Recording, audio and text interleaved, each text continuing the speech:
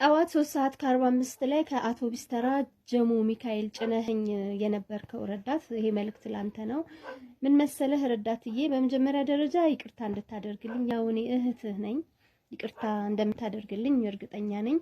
በጣም ስመክርህ ነበረ ይሄን ስራ ማቆም እንዳለብህ፣ ራስህን መቀየር እንዳለብህ ምናምን በጣም ሞቲቬሽን ሳደርግ ነበርና እውነት ነው። በጣም ብዙ ምክር ሰጥቻለሁ፣ ግን ደግሞ የታክሲ ሳልሰጥህ ወርጃለሁና ይቅርታ አድርግልኝ።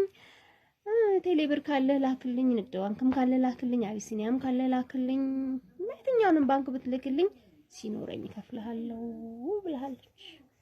ቂጤ ሊበዳኝ እንደሚፈልግ ነገር አስፈንድዶ እምዜን የበዳ ቂጤን በጣቱ ለብደ ዘጋጃት። ቂጤን አለስልሶ ቁላው ከእምዜ አስወጥቶ ቂጤ ላይ ጫፉን ብቻ ጨመረ። እያሸ በመራቁ እያረጠበ ሙሉን ጨምሮ በዳኝ። እኔ በጩኸት አስቸገርኩ እንጂ በእጁ ቢያፍንም ነክሻ አስለቀቅኩት። በሚገርም ፍጥነት ጋለበኝ። ሊረጭ ስለነበር ከቂጤ ጀለውን ወጥቶ አፌ ላይ ጨመረ። በደንብ ጠባሁለት። ጩሆ አፌ ላይ ረጨ።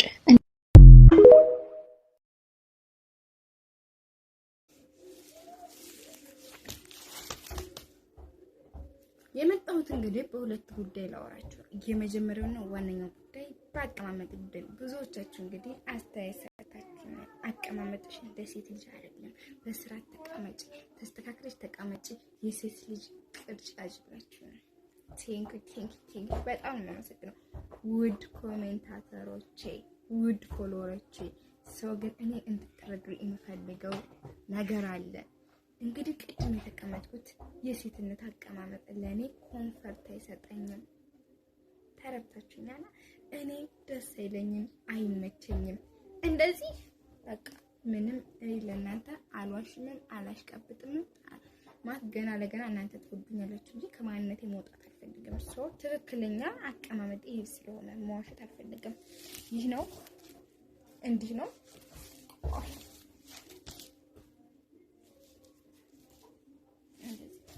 በቃ ዘና ብዬ ነው የምቀመጠው። ምንም ምሽት የሌለው እንደ ሴት እንዴት ነበር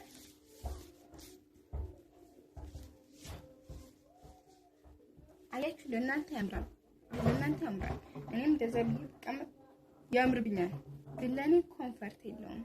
ሰው እንደዚህ ብዬ ነው የምቀመጠው። ሁለተኛውና ዋናው ጉዳይ ደግሞ ምን መሰላችሁ? ውድ ፎሎወሮች እባካችሁን ፕሮሞሽን አሰሩኝና አዲስ አበባ ልሄድ።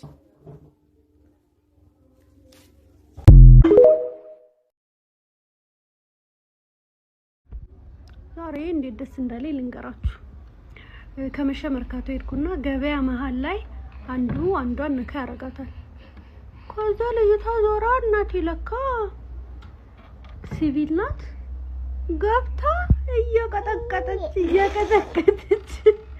እየቀጠቀጠች ለልጅም እንደ ጻል ልጅ እያንገላታች በኩርኩ በቃ ስሩ ገብታ መቆንጠጥ ነው የቀራት። ቀበቶ ከጀርባ ቀበቶ ቦታውን ይዛ እያንገላታች እንደ ወተት እየናጠች ይዛው አትሄድም።